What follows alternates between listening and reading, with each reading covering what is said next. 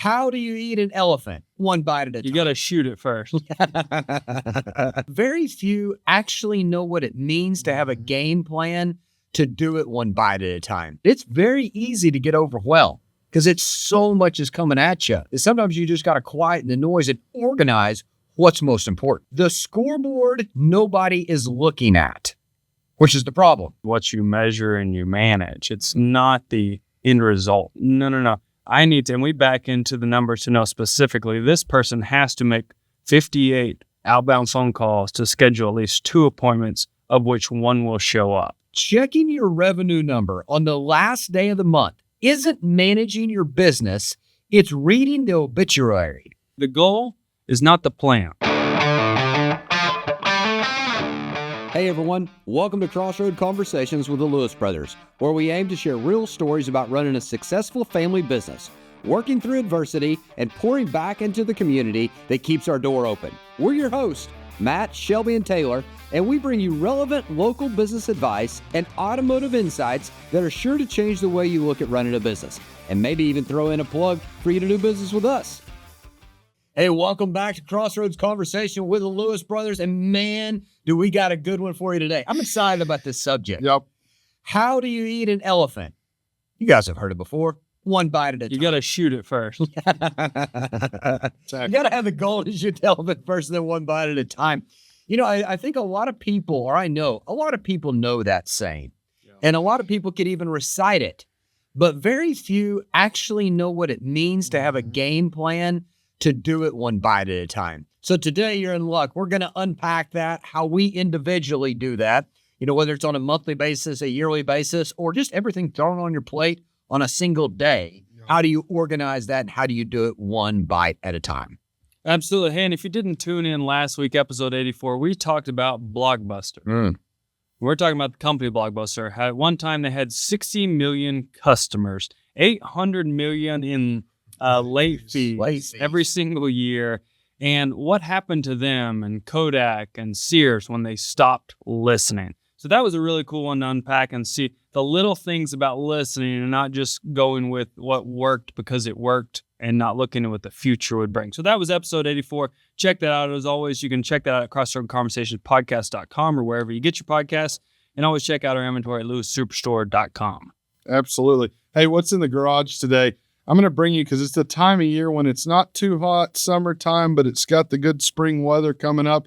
But the Bronze Appearance Package Bronco 4-door, they are on fire. And What's that built from? What does that look like? It's from an Outer Banks. We start with a 4-door hardtop Outer Banks full-size Bronco, which has your vinyl or leather interior, the big screen, removable doors, removable hardtop. Then we lift it. Then we put tires and wheels with a bronze wheel on it. Then bronze badges, the retro Bronco badges on the side. The Bronco badge on the front goes from white to bronze. It is a full package. We do it on every color that we have that's in that trim level. And it is absolutely on fire. One of the best looking retro new Broncos that's out there. There's a couple things that make that one work. And we've looked at them all and ordered them all. And one is the price point. Yep. So the price point, this thing comes in at $53,000 before we add all the stuff. So right now with employee pricing, it's a sub $60,000 price range with all those ads. But because it's Outer Banks, it gets the upgraded interior, big screen. But what I love is it gets the gloss black front grille, the painted to match fender flares, and we option it with the painted to match top. Oh, yeah. So it is so classy. I passed one this morning coming into work, was the Rapid Red one. And I was like, dang, that thing looks good. And it was clean. We just sold. So it's a great price point. It's great value. You know, it's not going to have your most extreme locking differentials and the transfer case and the most extreme suspension. It will still off-road with the best of all vehicles. But that's why that one works. Yeah. Such a great rig there. Now, we're going to get into core one here in a minute when we talk about the scoreboard nobody's looking at. But before we dive into that, I got a question for each of y'all. And I want you to think about this. I'll say it. I'll give a couple pieces, then you guys can answer. Because I think this will set the table for everything we're going to talk about today. So my question for you guys is, how do you organize and focus your team to accomplish one bite at a time? So, the subject we're talking about today is, how to eat the elephant one bite at a time. That's easier said than done. And then as upper leadership and at an executive level, you have got to teach your managers, okay, what does that look like? How do I actually organize and figure out what bite to take and how to stay focused on that instead of overwhelmed? We see person after person, including ourselves, until, a little bit of time got under our belt, that it's very easy to get overwhelmed because it's so much is coming at you. Yep. And sometimes you just got to quieten the noise and organize what's most important. So Shelby, why don't you answer first? Yeah, so I'll break that down in the way that I would do it. So most importantly, you said quiet the noise. It needs to be in an area before the battle, before the war, before the business, that you're in an area and will identify a couple key things. What needs to be completed? Yep. Right? So what's the task at hand? And there will be multiple of them. Then you prioritize what is most important now that I need to handle. And then the third is, how will we handle that? Yeah. So we'll look and see what needs to be handled, what's the order they need to be handled, and how will we handle that? So it's kind of like their game plan. Okay, here's what we're going to do. Here's our audibles. And so then once they have that, then they can go and say, okay, I need to handle this.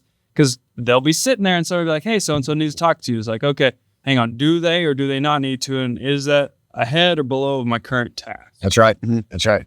I would like to mirror that, but then also say a lot of times you have to find yourself that you have to go out. If you have a desk or something that you always sit at, the people that are going to be waiting for you are going to be there. So sometimes it has to be, hey, I have an audible that no one really knows about, but that I'm walking a lot and I'm going through getting my game plan together. I'm walking through service and double checking to see, hey, this is my game plan that you're going through and you're setting up.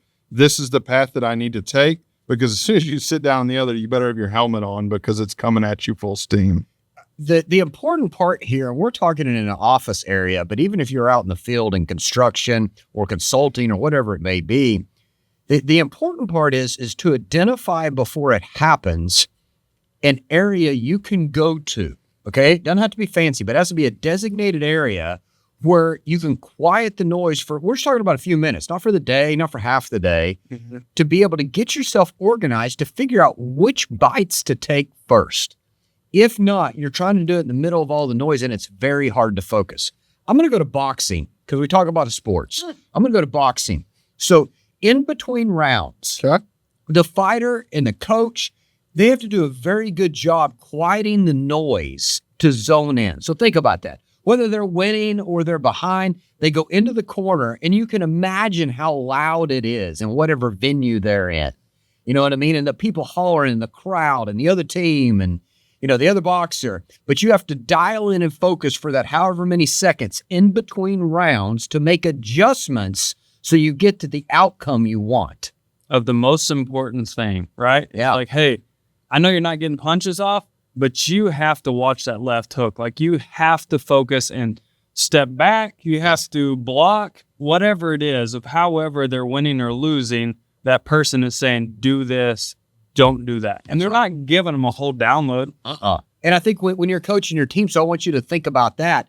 Now, they're having to put up an imaginary box around them in that corner of coaches right in front of the boxer getting ready to go in. It's like, no, focus on me. Quieten the noise out there, quieten the noise out here, right here, focus, and you got to focus on this, and delete doing this. So that's the bites of the elephant. I was like, all right, here's the deal. Here's the elephant. I want you to start on the back left-hand corner. Yep. And first I need you to clean the foot. That's right. You're going to cut one toe off. So then particular of like, oh my gosh, this is humongous. And it's let's focus on what's right in front of us. And a good leader and a coach has laid that out for them. Yep. But you need to establish, so if you're sitting there thinking, you're like, oh, that's great, you guys are in charge, and you can designate an area to go to and remove yourself when you need to because you're in charge. Can I tell you this? If you will go to your boss or your leader and say, hey, I'm struggling with this, and here's what I need to do. I get a list of all my to-dos every day, but at some point in time in the day, I'm going to get bombarded with things that really aren't making a difference, but are eating my time. Is it okay if I use this vacant office right here, or I go up into the break room with my laptop? And they're like, well, yeah, sure. I'd say, well, I just wanted to let you know that when you see me in there, I'm not goofing off. It just means I'm needing to hyper-focus so I can be better multiplied my time and the advice I'm giving to the rest of the team. It's funny you say that because in our old building long ago, I would task-driven people. Hey, you need to do this, this, and this. Like, you have to accomplish this. And they're like, I don't have an office. Like, okay, let's get you. Here's the break room. Here's another office you can use.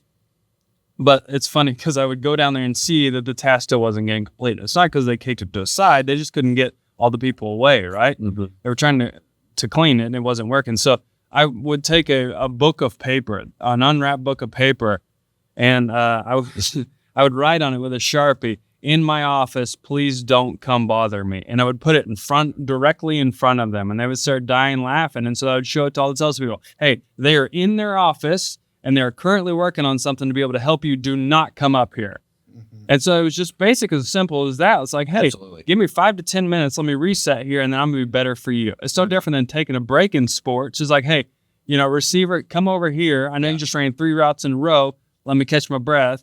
Tell me where I'm missing or where I need to change my route, and then go back out there 2 plays later. So let me help you if you're not in an office. And I do this when I'm getting ready to go to a board meeting that I'm on or an event I'm going to help. I know that as soon as I walk in there, there's going to be people that want to talk to me, whether it's about what's going on or just life, so on and so forth. And I don't want to come across of a person that doesn't care and doesn't want to communicate. So when I pull up, I will then pause. One, I make sure I don't park where people can see, and then they just come up to my car, which they will. If you're in construction, they do that all the time. So even if you got to pull into the parking lot before you get to the job site, and pause for 5 minutes to organize, to make sure you have yourself ready to go, your game plan, so you stay on task one bite at a time. So no matter where it is, you don't have to have a fancy room that's designated of quiet room, leave me alone. You can designate that wherever, and with a few adjustments, you can make sure that you're on point and ready to lead your team in the right direction, the right bite at the right time. So let's jump into core 1 here. The scoreboard nobody is looking at, which is the problem. Everybody looks at the scoreboard for the end of the game. Hey, what's the actual score? But that's just a reflection of the task that you're currently in the middle of. So what's you guys' take on the scoreboard that nobody's looking at? I think it's a thing that we look at. We break down daily activities to daily activities. It's one of those things, like if we have a tough month and you either win or learn, right? Some people say lose. I say win or learn. And so we learn from those, and we're like, well, man, we had a solid last 2-day close in parts and service. What did we change? We're like, well, we closed all these tickets and we called all these people, and we called and texted 3 times instead of 1 time. And so it's like, why don't we do that on the 1st of next month? Yeah. The 3rd of next month, the 5th? Treat each day. And so we say it a million times. The managers probably every morning when we go over stuff, they're like, yeah, I've heard that. Yeah, I've heard that. It's like, well, it's still important. It's still relevant. So I think that's one of the scoreboards that people aren't always looking at. Is like, we'll get it tomorrow. Like, we'll sell a bunch tomorrow. It's like, well, your daily travel rate is 8, and then 8 over here. And so then we need to at least be 16. And tomorrow, if you hadn't accomplished what you need to yesterday, you have to do tomorrow and today. Yeah. Like that, it's not going to be good. So what you're really saying there is it's not the overall scoreboard of like how many cars have you sold or how many ROs have you written, but the scoreboard of did you do the daily activities? Yeah, and we probably will go further into that, but the activity is what you measure and you manage. It's not the end result. You're not saying, hey, I want to score more points. I need to cover 48 points, or I need to sell 200 cars. No. I need to, and we back into the numbers to know specifically this person has to make 58 outbound phone calls to schedule at least 2 appointments, of which 1 will show up, right? We know that metric, and so we manage that metric instead of the points on the board. We're not like, hey, you got to sell 14, go get them. Yeah. We're like, no, today you have to make 54 phone calls before lunch. That's right. And I think that's important for everybody out there. Again, we like to relate things to sports because a lot of people follow sports. Plus, in the sporting industry, it's very transparent. Everybody's either after your job or your position. Nobody talks about it. But at the football game, it's showing you how much time's on the clock. It's showing you what the score is, what down it is, how many yards to go to the down. But what it's not going over, but analysts behind the scenes, and if you're ever listening to it on the radio, especially during halftime, they'll talk about this is, how many times did we go 3 and out? How many times do we have positive yardage on first down? How many turnovers did we have? How many penalties did we have? How did we do at taking care of the ball? How did we do it getting in the backfield, when we were on defense? Those are the things we're talking about that add up, and the scoreboard is just a reflection of it. Yes, and I think you have to look of not only of your daily task, whatever it would be that you're following up, but that you're not accepting inferior work, that it's just going through that. I've really started to focus on at the end of the day, whenever they're checking out, you're not saying, hey, good job, great job hitting your task whenever you really sucked it up and not hitting your task like that. That's not helping anyone. Actually look at the facts and address them of, hey, Shelby, you missed all your metrics here. What are we doing? What did we miss here? What was the distraction? What was the distraction? And actually address it and move forward, because if not, what you're doing as a leader is just making yourself more angry, more animosity against that person, that coworker, whoever it is, that they're not getting done what they need to. Yeah. I think you guys will help add some context here, because a lot of people out there, the conversations that should have happened at day 10 actually ended up happening at day 28, a couple of days before end of the month at the 2-minute warning. Yes. So you guys give some comments about how do you reframe that, and how do you start getting your team to think about it? Day 5, day 10, day 7, day 8. How do you inject that into the month, fire and attention to detail into the beginning of the month and throughout? It's funny that you say that, because I was sitting next to one of our desk managers on Tuesday, and he was pointing out a person not performing or doing at the level this, and this.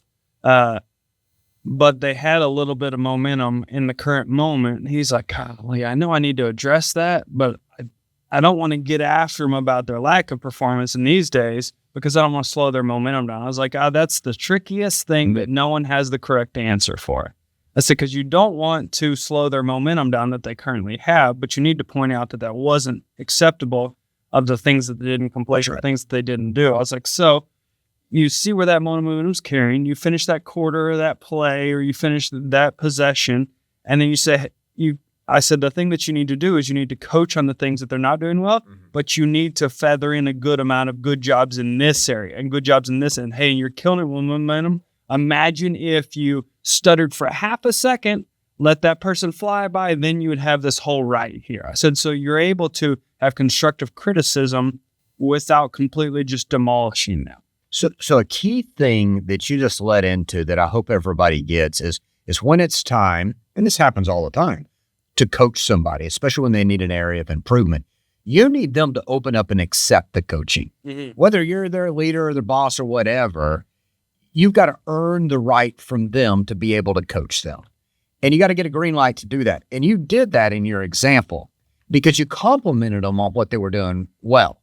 And if you'll think about anybody that's ever addressed you, if they compliment you first, you feel good about it. Yeah, you open up. Open up. You're like, okay, this person's on my team.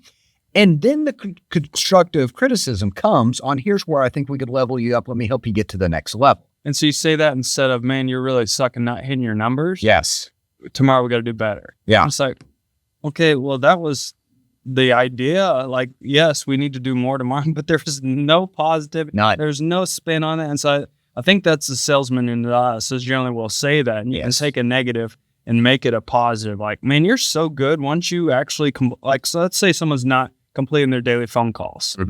And I'm like, man, I just heard you on your phone call, that person. Did they send an appointment? And they did, right? And you're like, oh, that's amazing. It's like, have you sold them before? It's like, yeah. It's like, okay, so there's a pretty good chance they're going to buy, right? It's like, man, you are so good on the phone. Like your conversion rate's about 100%. Yeah. And they're like, yeah. It's like, okay, let's look at your stats here. You average 2.2 calls per day. Like the goal's 50. Imagine if you took that conversion ratio and actually did the 50, you'd have so much money you wouldn't know what to do right now. And they're like, yeah. It's like, okay, so help me help you. What distractions do I need to remove to help you before 10 o'clock to make sure you get 25 of those good phone calls? Sure. Like, such and such comes to my desk. I'm like, no, that's your fault. But okay, I can spin that. It's like, okay, here's what we're going to do. We're going to put a sheet of paper. It says, don't bother me right now. I'm doing this. And they're like, all right. And so instead of saying like, you suck, you're 48 phone calls short every single day, you're like, hey, what if we did? That's right. I think that makes all the difference. I do too. What do you see with your team about how do you instill that daily fire that naturally comes at the end of the month, but get them to focus daily? It's daily going over it. My problem is sometimes I overcomplicate and want to make sure. And setting aside a time, really being able to sit over here, make sure this is the time we go and talk of going through. So it's really taking the time to create the moment that you need to go and talk to the team of, hey, let's step aside. We're going to go talk about this. Let's go do a lot walk and we're going to step out here. But addressing it daily as it happens instead of letting it build, because as it builds, it gets farther and farther and harder to turn the train around. Well, you've already lost those opportunities. Yes. So it's taken us a while. It takes some time in business to understand about each day stands on its own. Mm-hmm. Because especially when you're young and then you had a really good day and you made up for it, you're like, oh yeah, I can make up for it when this and that happens. And until you actually look at each day on its own, it's gone. It is. It's gone. So that's why you have to focus on every day. I don't know who said this quote, but I really like it. So I'm going to read it. Okay. And maybe we'll figure it out. Listen to this quote. Checking your revenue number on the last day of the month isn't managing your business. It's reading the obituary. Right. Yeah. Is that true or what? Yes. Yeah. Because you're just reading the results. You might as well be a financial, I was going to say analyst, but a reporter. Just a reporter. I mean, going over that's just a reflection. And that should be the meeting that we're either celebrating our success or analyzing and looking at why we weren't successful and what we need to change. I think a big part of that and understanding of that is in one of our micro meetings on Tuesday, we were talking about something and there were two different management styles in there and people responding. And so we asked about something and someone quickly answered, was like, oh yeah, that's because of this, this, and this, this, and this, and this. And so then we got to they kept talking and then Matt was like, let me base this off some stats. So he does some stats real quickly and he's like, I'm so glad you pointed that out. Let me show you these stats. Actually, you're within a couple percentage points of the amount of traffic versus this store, and it was the amount of work being an oil change versus heavy duty work. And they were saying, well, they don't do near the amount of oil changes. And so it was like, so that was a response just on what they thought they knew, the reporter style, waiting for the obituary. Then later on, there was another thing. And I said, hold on, that seems to be positive momentum. Tell me what you think about this. And he's like, well, I didn't know. And so what I did was I pulled the report. I thought I knew. And I thought, hey, based on the past, this is what happened. He said, but I pulled the report and here's what I found. That is two completely different styles of management. And some people have the fear of that I don't have the answer. I'm the director. I'm the manager. I should have the answer. The other people to say, hey, I should, but I want to see what did yesterday bring and what should we, the biggest thing we say is like, well, that was a good day. You need to dissect that, figure out what made it a good day and repeat that. But first was dissect it and figure out what made it a good day. Don't just say, go get them. Let's do it again. Hey, that same manager you're talking about, I've managed multiple different ways. Okay. And I've also worked with that person and they're a great employee of ours. We're not talking bad about this. For a long time. So we've both earned the respect and the trust that I should be able to say something and they should take it for card value. Yeah, you shouldn't have to sell it. And they should run. I've worked with this individual for over 20 years. Okay. And a lot of time together. So you would think that was earned that I could say, because if I told you something, Shelby, you'd be like, okay, yeah, I know Matt researches it. Let me take it and run with it. Yep. I say something else to Taylor and Taylor's like, just give me the ball and let me run. Yep. I don't need to waste time arguing that. This individual, however, is very passionate about what he does, which makes it great. But I know, because we've tried to address it before, that if I just say what I was going to say, he was going to have a rebuttal because he's protectant about his department and his production. But I knew if I provided him with some facts, it was just a bridge and we kept rocking. Mm-hmm. You've been in the meeting before when it's the other way. Then it's a 20-minute drag out of holy cow, shut up and listen. Yeah. So I think you have a great point there is, everybody just responds different. All right, I got to give a little credit to that quote while we were talking there. So Keith Cunningham is the one that had that quote. Possibly an ask. From his book, you'll like this, The Road Less Stupid. I'm going to have to listen to that one. Right? That's a good one. Keith, thank you for giving that to us. That's super solid. All right, fact or fiction time. If your team is busy, your business is moving in the right direction. Fiction. Fiction. You guys are correct. That is fiction. If your team is busy, that does not mean you're moving in the right direction. They could be busy. You think if you're in construction or if you're in site work and they're digging a hole, Wrong. they're busy, right? Yeah. It could be the wrong location for the hole. If you are not measuring whatever metrics and KPI that's relative to moving the mark towards the goal of your company, I can promise you the busyness is not pointing in the direction that you want to go. That it's just as simple as that. Yep, absolutely. Diving into core 2 there. So what gets measured gets done. The why of obviously you're going into. So this is the why behind the problem. Most businesses only see the outcome and not the activity is because they were never measuring the activity in the first place. I think that rolls straight with what I was just talking about of the measurables, and whatever your measurables and your KPIs are, you as a leader, we've changed KPIs a ton. We have. We have to pause and make sure they're aligned with what the goals and direction of the business are. And that changes. I want you to think about like a large, you like cruise ships. So let's talk about that. A large cruise ship. You have to, one of the KPIs for a while is turning to get to the straight direction to get on path. Yes. But then once you're on path and the ship is actually turned at that degree or whatever, then the KPI is not that anymore. It's whatever else it may be. You know what I love talking about that? And it can be in aircraft, it could be in boats, it could be anything else.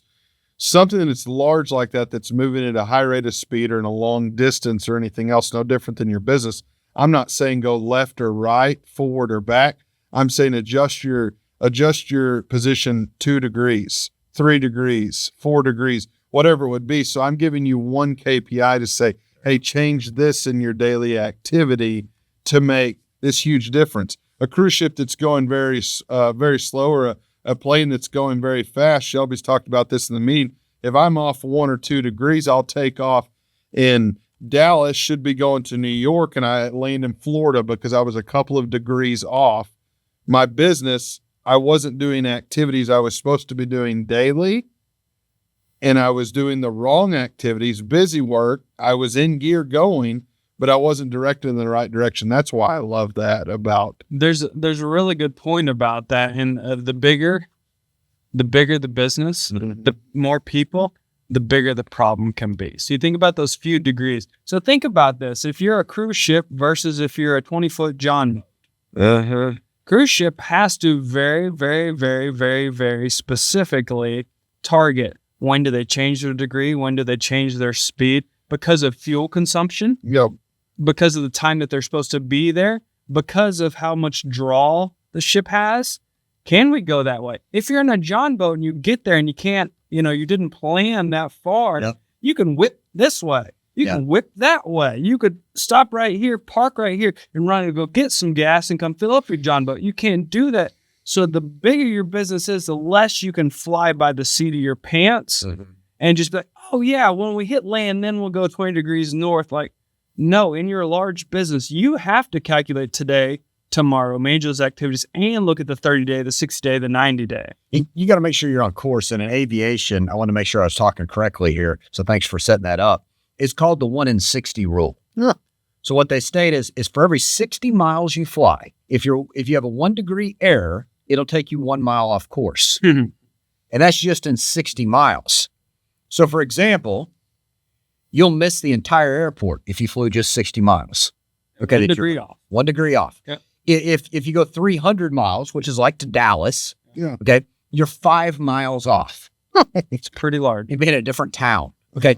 If you flew from JFK to LAX, all right, just 1 degree off, that's 2,500 miles. It'll put you 42 miles off course and you'll land out in the ocean.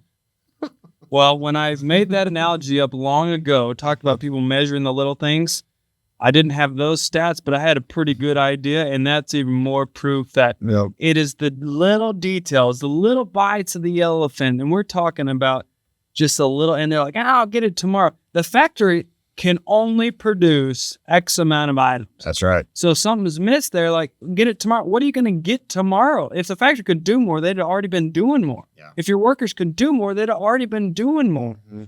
I will tell you this. Let's go the opposite side of it. So let's go the time when you don't prune and you don't let off some of your KPIs, and then what that feels like. We've always done a good job about having our different KPIs that we go over in meetings. We've always had manager meetings and like what we're going over. And then we're like, hey, a new metric comes out. If that's from the manufacturer on a CSI or a delivery or a fixed right first visit. Do that often. They do. So then we're adding that KPI in there because you got to track it. If you want to achieve it, you need to track it. Yep. And we add it onto the report. And then all of a sudden the report gets this long. Mm-hmm. And sometimes you need to look at it and go, okay, what's still not relevant, and remove those things off. Because it gets watered down. It does get watered. And then you get up in that brain fatigue or those meetings we were talking about a couple episodes ago that people don't want to go to. Well, what we used to measure here, we substituted, now we measure this. It's a better KPI. We remove this, but you got to communicate that with your team. Yeah, absolutely. That's so big to be able to dive into there. So, of going in and seeing your team, I love this of being able to see the scoreboard in real time. So to be able to see what activities are going on. And we kind of do that with some of our KPIs that we have out there, but what relevance is to that to the team, and how does that help continue to further push that? I will tell you, having metrics in front of people as live as you can, where they have to take action to get away from it, is so powerful. We've talked about that it has made us more money than anything else. Just having. And from back in the day with Dad, it was the fax machine. Everybody had a fax machine, and there were faxes coming out non-stop. Before then, we had the green screens on the computers, and I can remember, and this was just growing up, but I can remember the other managers, and I could see them get frustrated because they were working a deal or they're writing up a ticket, and across the green screen comes a scoreboard update, and it locked your computer. You couldn't do anything else at that time. They're like, son of a gun, but they're trying not to say anything because I'm right next to him and I'm his son, But it was those KPIs right in front of them. What got lost a little bit was in email, that people would send stuff out in email. Yeah. With email, you got to open it and you got to look at it. And I'm not saying it's not great to have it in there, but if you lay a printed piece of paper on somebody's, I always lay it where they have to move it. So like on their keyboard, they at least, even when they're moving it, they're like, oh, okay, where was I at? Or now on our confidence monitors of where are we? And that it has to interrupt their path that, that says, hey, this is a level one going to be right in front. So that's a thing that we do. And that's the thing that I try to constantly focus on of metrics that someone else has created or something else that we're measuring. I don't have to be the creator, but I want to do my best to make sure that it's in front of people. So that in Slack that I'm constantly putting it there so people can reference it. Yep. So in a meeting that if I have no part of it, that I'm like, I'm going to at least record this and I'm going to put it in here so they can find it, so they can see where we're all at there. And then in our confidence monitor, sometimes I'll come in and the TVs will be off. I'm like, let's get this thing on here. Let's get these metrics up. Hey, please update this, because you create the urgency and the importance, and then you let that fall down and they're like, hey, my number's off. So they stop. It doesn't have the value that it has. And I think that's a thing that I am not a group text person. Sure. I have plenty of them for whether it be kids sports or just funnies or this, that, and the other. But then when it comes to measurables and metrics, and we don't hammer, like we've got one for all of our sales managers and finance managers that we communicate about different meetings. And it's not like there's not a ton of gifts and stuff coming across here. Not everybody's heart and love and all this stuff that Matt loves so much. But it will be one of those things that I see. I'll give you a thumbs up. We're not at that activity level that the day should bring. Yeah. And that's where I would remember that a fax would come out. Sure. And I'm like, hey, activity checkup. Just a reminder, hey, is our ship pointed the right way? Are we at the right speed? Is this at the right pace? Do we have, all those things? And so it's an activity checkup, and they're like, whoop. And so that's at level one. It's right in front of them because their phone's there, or it's a printout that you come around and hand out. And so then you are measuring it, and it is in front of them, and it is real time. And they're like, okay, I'm not winning. There's a piece, and I like breaking these down when we get to them, because there's always nuggets in there that I don't want you guys to miss. The reason that in the text group that it's effective is we don't have a machine gun going off all the time. Yeah. If you walk into the room or you walk in with your text messages and it's just constantly going off, all this noise. Then when it's actually time to take a shot, The boy that cried wolf. and it's like, so they know in our group text there, and yeah, there will be some emojis, like we have a big month and a celebration, like, okay, And that's fun, right? That's It's okay. emotion, right? but it's not every single day. Hey, I'm sorry, my dog got sick and No. the tire fell off the vehicle out there. Like, just go fix it. Go fix it. So then when you do get ready to ask for a checkup or this or that, it's relevant and people pay attention because you haven't cried wolf. Yep, they appreciate that and they respect that you haven't spammed them, and then that means, hey, I'm going to reciprocate with the same amount of respect. Absolutely. And say, all right, we got to get after it. You guys hear us go off sometime, not on a tangent, but talking about the details. And some of you are just shaking your head and going, what? They're looking at this and that. The details are what matters if you want somebody to take action and to take you seriously. Yes. And having the details in there, a visual scoreboard I love, because I can sit in manager offices, and not only do you get accountability from your sales staff that are in there like, hey, this isn't updated, or hey, wait, where am I at? They're like, what are you doing? You get vendors that walk in there like, they'll say, hey, good night. Y'all are getting after it. And the manager's like, oh, yeah, we are. And they don't even know for a second. Well, they're reading whatever the scoreboard is or our visual boards that have X's on there for what's sold. And so then they're like, oh, I've got to keep this up to date because then they're asking me about it or they're really checking in on me. So I got to make sure. So visual scoreboards, always visual points of interest, whatever they are going to always hold a higher accountability. And the greatest thing is they hold accountability to a manager at the team level without you ever having to say a word. That's proof. Yeah. That's proof. It's just right in front. So sometimes like Ultimate Challenge, I'll take over some of the TVs. And so then I'll share a Google Sheet or Google Doc, and it'll be in each manager's office, and it'll have that count. Yep. And then as the month went, as we were trailing or ahead, I would add metrics to it, like, hey, we need 18 today, or plus 6, or minus this, or I'd change colors of it. So you wouldn't have to say a word. They're just like, oh, okay, we're rolling. It's like, oh, we probably should do some more activities. So the other point I want to talk about here is how that's evolved, but it's stayed at its core throughout 80 years of business. So like my grandfather and his brother, it was written on sheets of paper, with the ruler and stuff, and then they'd go pass it out. They might pin it in the, in the employee break room or whatever it may be. Then it evolves, and my dad starts faxing it, and it starts coming up on the green screen. But still KPIs. Now, they had different KPIs than we have now, but still KPIs in front of people using the means of communication that people are using during that time. Yep. Okay? Then it evolves, and we start emailing it. The emailing's coming out, the fax is kind of still going, the green screen's not there anymore. Yep. Well, then the email kind of gets watered down. So it's, hey, how do we put it on TV boards and have KPIs, but let's still pass it out at the same time. And then communication comes through apps and through text. So how do we have a text message group thread?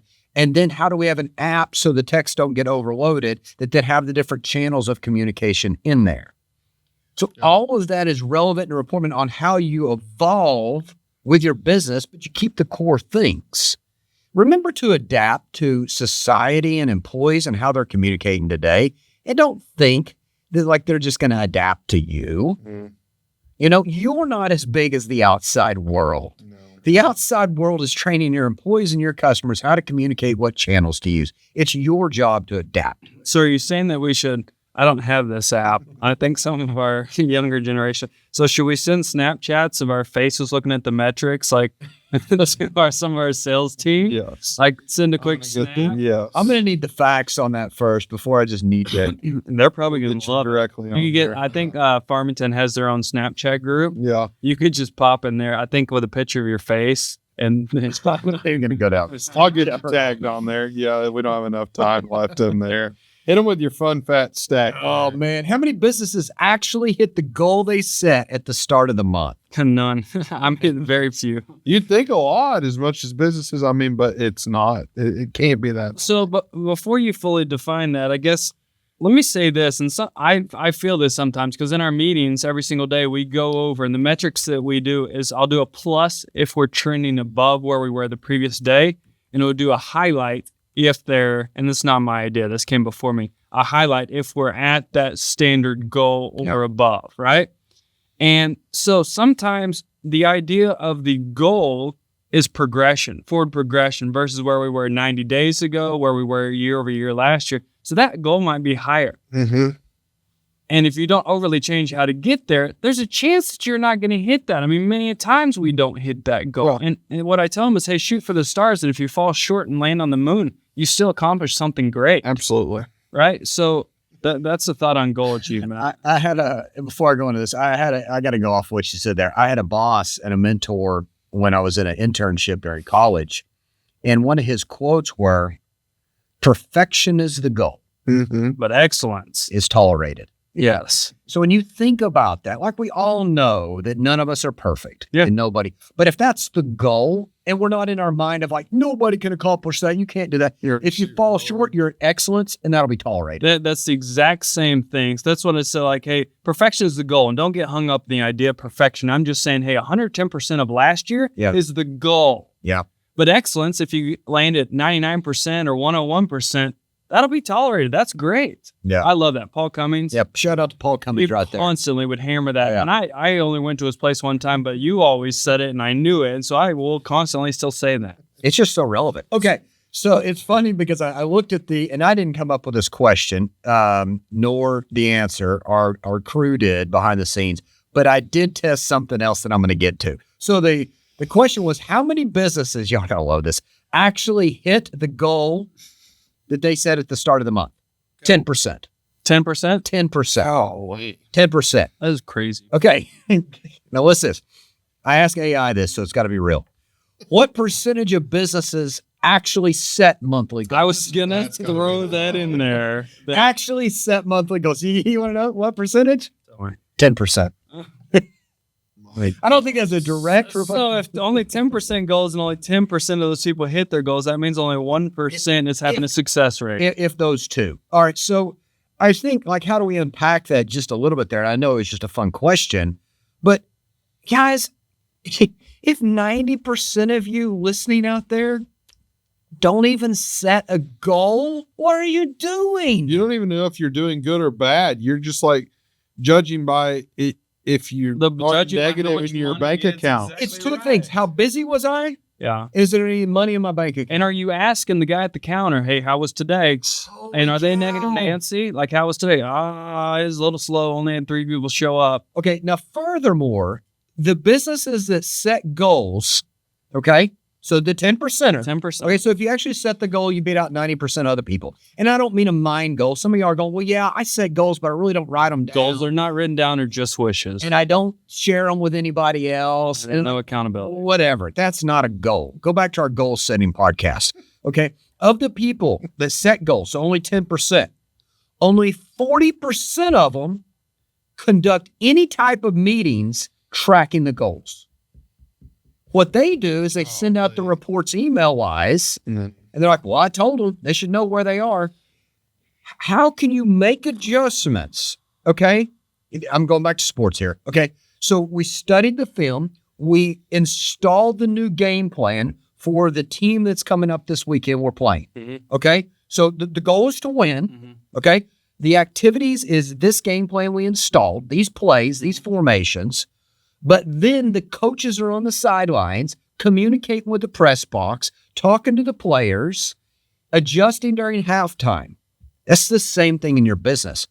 Have the meetings throughout the month, tracking where are we on the KPIs, what do we need to adjust, what are y'all seeing? You know, it doesn't always feel this way. Man, I'm just saying, hey, it's okay, keep grinding. It doesn't always feel this way, but they say it's so easy to win in business. Yeah. If you just follow the basics and use some effort.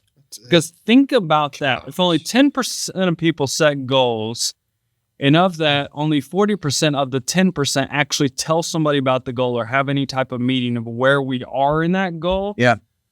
You could very easily be better than 90% of people if you just had a very clear written game plan and you weren't even good communicating about it. You just had a handout or you text about it. Hey, it's 13th of the month.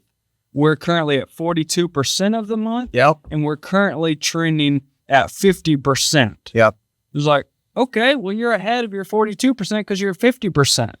So that math-wise, that would put you in the top 4% of companies. If you just tried? If you just set a goal and once a week, just went over either Zoom, in person, or a phone call over where you were tracking on your KPIs. You can be in the top 4%. You know why they don't? Because they get busy.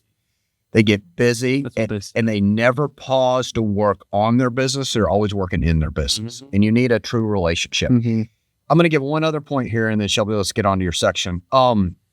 Some of y'all, I know this because I've been there, and I've listened to people that were bigger than us in business, and they had more resources than us in business. And I would catch myself going, if I just had this, if I just had that, we could do it. Can I tell you, if you don't have a fancy computer system, and if you don't have all this and all that, you can simply go buy a TV that is very inexpensive. Do it when you check out at Sam's today. Yep. Okay? For $400, pretty good size one. Mhm. All right, take your laptop, take your phone if you want to, or your iPad. You can cast a Google Sheet up to that TV that simply has your metrics in it and just manually fill it out once a week. That's still what we're doing in a lot of our things. So I'm just telling you, for a mere System. less than $500, your employees can walk into your next shop meeting or production meeting or forecasting, have a TV on the wall, and you go over that. Yep. And then do the printouts too. All right. Super solid. All right. Core number 3, the goal is not the plan. We're talking about the solution. So we first started out with the problem, then we talked about the why. Now we're talking about the solution. The goal is not the plan. So think about that. Our goal is to outsell last year by 10%, right? We want to be 110%, whatever that may be. Hey, our goal is to install 40 roofs this month. Yep. Hey, our goal is to connect with 100 customers that we can help with this. That's our goal. That is not the plan. So you have to think about that. It's like, hey, go sell 40 roofs. Not the plan. Hey, go sell 65 cars. Hey, I need you to sell 15 cars. That is not the plan. How do you get there? That most people say that, right? So what we'll talk about is breaking that down. Setting the goal is the easy part. The hard part, the part that almost all business fail at, is the reverse engineering. And it's funny because one of our finance managers was asking me something the other day, and I was like, hang on, show me the whole thing. And I said, okay, this, and this. I said, no, you got to reverse engineer this. He said, huh? I said, oh, I've been doing this since I was in the 3rd grade, like figuring out a math problem or something. It's like, okay, give me the solution. And it's like A squared plus B squared equals C squared. If you're missing one element, I can figure it out. I just need to understand, hey, what's the goal? Okay, let's break it down there. So reverse engineering what it actually takes to hit daily. I love this. And I'm going to talk about selling cars because it's the easy one right here. Then we get to service. Is when we sit down, and you got to be careful because when people set goals, especially you get around a bunch of A-type personalities, they rev up hard. And then they'll always look at me because I'm a revved up guy and I love hitting goals. But then slowly I'll talk to them about it. I'm like, okay, do you have the pieces in place to actually accomplish that? Because don't set yourself up for something that you don't have the structure in place to do. Because I want you to succeed. I'm not telling you to make goals easily achievable, but is everything there? So when we're setting a sales goal, there's 3 things that must be in place to accomplish that. All right, number 1, do we have enough salespeople to accomplish that goal? What do we simply do? We just take the average, you know what I mean? We multiply the average times the salespeople, so let's use easy numbers here. If it's 10 is the average, and we have 10 salespeople, that's 100. Yep. All right, now based upon our facts, we see that between 85 and 90% of our goals are hit every month at an individual level. Individual goals. Individual goals. Okay, so let's take 85%. And you say, well, why isn't everybody 100%? Listen, somebody's going to be sick. Somebody's going to have a kid out. Somebody's going to go on vacation. It's just, you need to manage in real world. Yep. So let's take 85%. So of those 10 that's sold on average at 10, and you got 85% production, you can accomplish 85. Yep. 85. That's it. Okay, as long as everything else is in place. So that's number 1. So somebody tells me they want to sell 150 with 10 salespeople. I'm like, you haven't proved yet that your average of your salespeople can get to a over 15 average. Yep. You need to add salespeople or you need to up their training level. Yep. Number 2, do we have enough inventory? Do we have the inventory to do it? We got the people to sell it. We got the product to sell. Do we have enough of it? Well, let's look at what are incoming and what's in stock. And then number 3, do we have the marketing in place to provide the opportunities to sell? And that's how you reverse engineer for sales. Most certainly. And so you look at any of those and think about it. We're talking sports. Let's say someone says, hey, I want to run a sub 6-minute mile. Okay. That's the goal. Okay. The solution is not go run a sub 6-minute mile, right? You break it down into, okay, here's what we need to do. You need to go run a minute at 6-minute pace or 5:45 pace and then 30 seconds recovery. And then you do that times 4. And then that session, you're going to do it 3 times a week. Then we're going to work on some sprints to be able to get that to. That's the plan. That's often where people miss at. And so then they break that down. And so you take that breakdown. And so then we break it even further down. Taylor, talk about the stats that we know that this person has to complete 48 phone calls to schedule an appointment. And when they schedule one appointment, half of them actually sell the car. How do we use that metric? Going through being able to use that to coach our guys, looking at, so whenever we break all of our people apart of saying, hey, you do 40 activities, 50 activities a day, and seeing the metric that we were talking about earlier, that they can schedule one person off of 2 phone calls, or every 5 phone calls, they can schedule one person. So then we can look at it and easily say, hey, every 5 phone calls, you schedule one person, your closing percentage is at 50. So you, to sell one today, need to make 10 good phone calls to schedule 2 people, because of those 2 people, you're going to sell one of those. And that's based on their facts. Of their true proven track record that we pull up, not metrics we're putting together. We're taking our 50 activities because we know of 50 activities that is a good average. It's not overwhelming or underwhelming, that it's right there where it needs to be, but of their proven track record.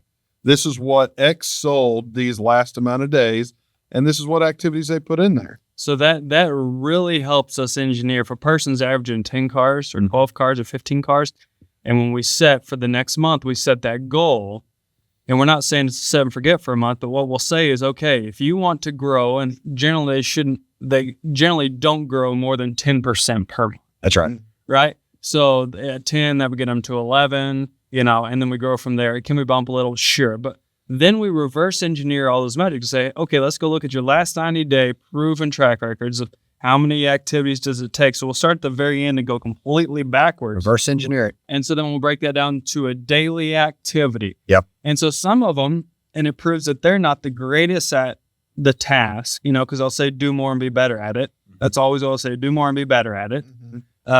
And it's important to be better at it, because sometimes they'll complete 400 tasks and schedule one appointment. And it's like, hold on, please don't make any more phone calls, because we got to work on what you're saying. That's right. 400 to 1 is not a good ratio, because our store average is 25 to 1.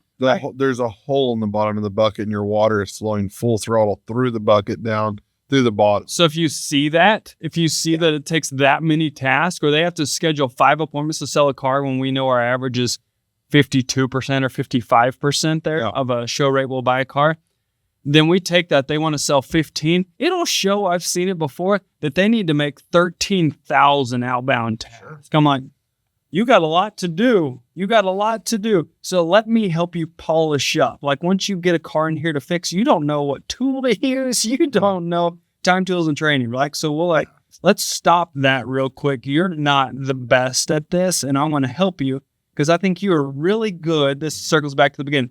Matt, you are so good at completing tasks. Yep. Like, you are task driven. I love that. Green light just came on. Okay, go ahead and coach me. So here's where I see opportunity, Matt. If we possibly, and here's how we'll do it. What if you and I did some phone calls together? Okay. You lead a couple, I'll lead a couple. Okay. And then if we get to a point where I feel like you've connected so well, but I feel like there's an area that I could help you actually set that appointment, would you be okay if I took over? Okay. Okay. So what we'll do is we'll make a phone call together. And this is what we tell our management team. Good, bad, or ugly. Let's do this together. Go to their office, start working on that, have them dial, show you how they do it. And you might be like, oh, that was a completed task. No, you didn't actually complete the task. Yeah. So then you find that. That's right. It's like, oh no, you actually have to you actually have to click the phone to complete a task. Yes. You can't just, and so then I'll help them get a win. I'll help them like, hey, pause that real quick. Just put them on hold. It's like, all right, I'm going to take over this. Hey, Mrs. Smith, this is Shelby. Hey, Matt and I were working together. We were actually seeing that you were recently in for service and you declined some service work. Is that because you feel like your car is getting older than what you thought and you don't want to pour money into it, or because you were planning on saving money and upgrading to a new ride? And Man, I don't know. It's a lot of money. So we do. You brought up a good point of, do we invest the money into this car or do we go ahead and upgrade the car? that's such a great question. And we get that all the time here at Lewis Automotive. And kind of one of the things that we look at is how much longer would you keep the car and how many other unforeseen fixes would we have to go over? What I would like to do is, because your car is still such great condition and just needs a few things to get it perfect, that means it's still worth quite a bit in the used car market. The markets are super high. As a matter of fact, it's on my list of a car that we can give up to $2,500 over market value. What's the rest of your day look like? Could we schedule time to take a look at your car? I could get you that actual cash value. We could look at it and see what that replacement vehicle looks like. Do you have like a 215 or a 345 that would work? Yeah, 345 will work. Perfect. All right. Well, Matt, Shelby, and I are going to work together and make sure that we have everything ready for you. When I get off this phone call, I'm going to send you a text so you know how to get a hold of me. I'm going to send you a picture of me so you know what Goofy Me looks like. Okay. And I'm going to show you the cars that we have so you know exactly where to go, the location we're at, and you can text me in case anything happens. All right? Sound good? Sounds good.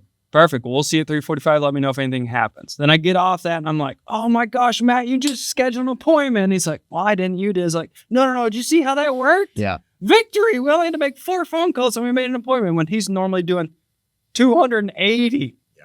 And so then you showed him how to have success. Absolutely. And you didn't say you suck at converting appointments. Your phone calls are off. Yeah. You showed them how to have success. So what Shelby just did there, a lot of people are listening going, okay, yeah, that's amazing, but I don't have time. All right, let me help you. Let me tell you why you have time too. Your obituary's not looking good. It's not looking good at all. Because does that take time? Does it take practice? Absolutely. Does Shelby have plenty of other things he could do in his day that'll fill it? Absolutely. And if he doesn't tell it how to fill the time, it will fill itself. Mm-hmm. We've all been worn plumb out at the end of the day, whether we've sold or serviced any cars or not. You're going to be worn out either way. Either way. So you might as well be the most efficient. So I do want to pause here and tell you, while that is a hidden multiplier that most people miss having one-on-ones and training the actual conversions because they say they're too busy. Let me show you this cost. We have 41 salespeople. Okay. 41 salespeople. So let's just say Shelby was over 10 of those. Mm-hmm. If he doesn't take the time to get them trained right in the correct verbiage on those 10 will not convert at a higher rate. They'll be blowing through their to-dos. Mm-hmm. So then you won't get the output on the scoreboard that you're looking for.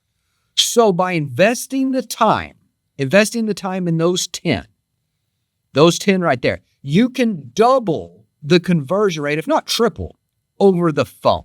Times 41. Times 41. And it's a crazy stat that we look at, and you have all your metrics pulled up, but I'll just go off of the salespeople based on their goal. We go over that every Monday, how they're trending. Yep.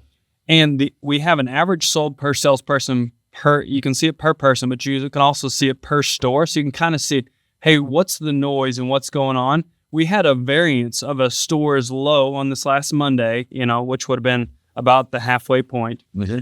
A low of 3.1 Yeah. cars sold, Yep. and a high of 7.8. So you had one performing at double that. Yes, you really did. So far this month, just at the halfway point, we've made 4,600 phone calls. 4,600 phone calls. And if you don't have your verbiage right, their KPI is to convert it at 10% calls to appointments. Yep. Without coaching, that goes to 5%. So the difference in appointments there from 5% to 10% is over 200 appointments already in the month. Yeah. At a 50% show rate is 100 appointments there, and then 50% of those to deliver. That's 50 additional sold. And that's just on phones. If you did the emails and the text message, It would be even more. the number would be even greater. So the reason I paused right there is you can't afford not to invest time into those that are producing. Mm-hmm. And we started this whole podcast and like, how do I figure out which bite I take? One of the things I coach managers on. So when you get your list of to-dos, I want you to rank them, not by what you feel you should do first, not by what's easiest to do first, but by what affects more people the most. If I make this decision, it affects one person. If I make this decision, there's 2 people waiting on me for that decision. If I do this, I have 41 people it affects. Yeah. If I don't go over role play in the morning to make sure they're battle tested and the words that come out of their mouth, either via text or phone or in person, are sharp and ready to go, the multiplier is times 41. That has to be at the top of the list. It's huge. You got to rank them. You do. You do. I think that's super big there. Think about this. The business that finds the number and they manage it every single day are the ones that stop being surprised at the end of the month. They know exactly Where they're going to end up. where they're going to end up, right? And I was So true. I was talking to a super wise guy that is metric driven 1000%. And he said, we've got it so figured out. And he's got 35 plus different rooftops of companies of all different facets.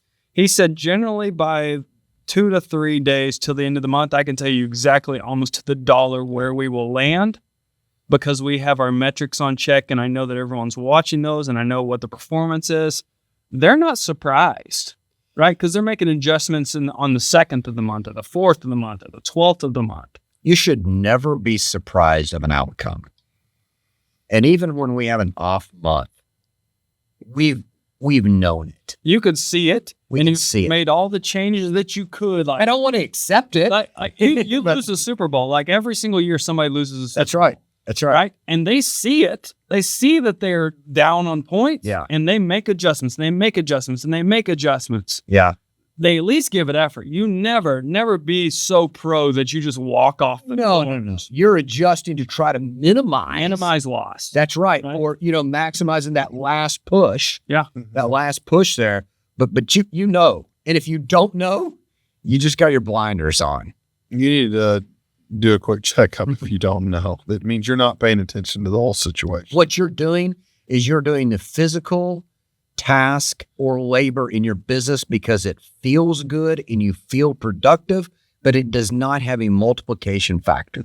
And your team needs you to do different. No doubt. They're counting on you. Think of this. The goal tells you where you're going. Yep. The daily activities tell you if you're actually going to get there. I love that. And I was going to talk about, we talked about aviation and cruise ship. Yeah. I think about getting in a car and we're going to drive. And let's say our goal is to drive out. Let's drive out to Moab, to Utah. And let's act like we don't have GPS. Let's act like we don't have phones. Let's act like they didn't even put signs up on the roads that you're on. Okay. And you're just hoping, going off a gut feeling, that you're going to get there. You're not getting there. I mean, your roadmap, your old big atlas isn't even going to do any good because we don't have any signs on the road. Yeah. So the game plan is we're going to get to Moab, Utah, and we're going to go through Oklahoma. We're going to go through Kansas, cut through Colorado because we like the scenery there. Mhm. Then we'll get into Utah and we'll go north. All right, so that's the game plan. The checkpoints along the way are the road signs, the GPS, Yep. the making sure we're staying on track. So you need all those if you're going to get to the goal. Yeah. Now you're going to wake up on the other coast. I mean, if it's me, I'll be in Florida. I'll be thinking my gut was right. We'll cross over the Smoky Mountains. And is that the Appalachian or is that the Rocky? Don't know. so important. Okay, I got a couple of questions for y'all. We've went over this, but then anything else you see that could help you adjust. So, Matt, what are some of your daily goals to help you drive the company? I'm glad you asked this. One of my favorites is this saying that I have with managers. Hey, go around and make sure that you reset any tripped breakers. I love that. What I'm talking about there is employees. Mhm. Go around and make sure the producers in your department, don't wait till 3 o'clock in the afternoon or 11 o'clock. Go around and see if any of them, if their head's not in the game. Yep. And that that outlet doesn't have any power if the breaker's tripped. Yep. The production out of your employee isn't going to have any production if their head's not in the game and they're not focused. Mhm. Yes, I love that. It's good. Okay, Shelby, how do you teach the sales team about the importance of daily activity? So getting the rubber to meet the road is showing them their metrics of previous and then helping them have success in their daily activities, whether it be helping on the phone calls, helping close a deal, helping on the numbers, helping them have success, and then reversing that and say, here's your activities. You had a big day. You sold 2, you sold 3, you sold 4. Now let's look and see what got you there. And so if I can show them, what got them there, the recap of that, and then I ensure them, hey, it is so important. I know you don't like making phone calls, but you do love selling cars. In order to sell cars, you have to have made those connections. And so I think by showing them proof, I show them the importance of daily activities. I like it. That's good. Yeah, that's huge. Hey, great episode today of diving into getting a hold of the elephant one bite at a time, 1 degree at a time, one activity at a time, keeping it where it's visual and working it every single day, knowing where your business is going, where your team's going daily. Because if you don't know where they're going, it's going to completely throw you off there. So big deal there. Hey, always check out our specials at lewissuperstore.com, and all of our up-to-date episodes were of crossroadsconversationpodcast.com. Hey, thanks for joining us today, and we hope you enjoyed this episode. Make sure to give it a like, share it with your friends and family, visit our website, and send us some questions. We want to know what you'd like to hear, who you'd like to hear from, and what you want to see, or maybe even some questions for us to answer about either the automotive industry or just business in general.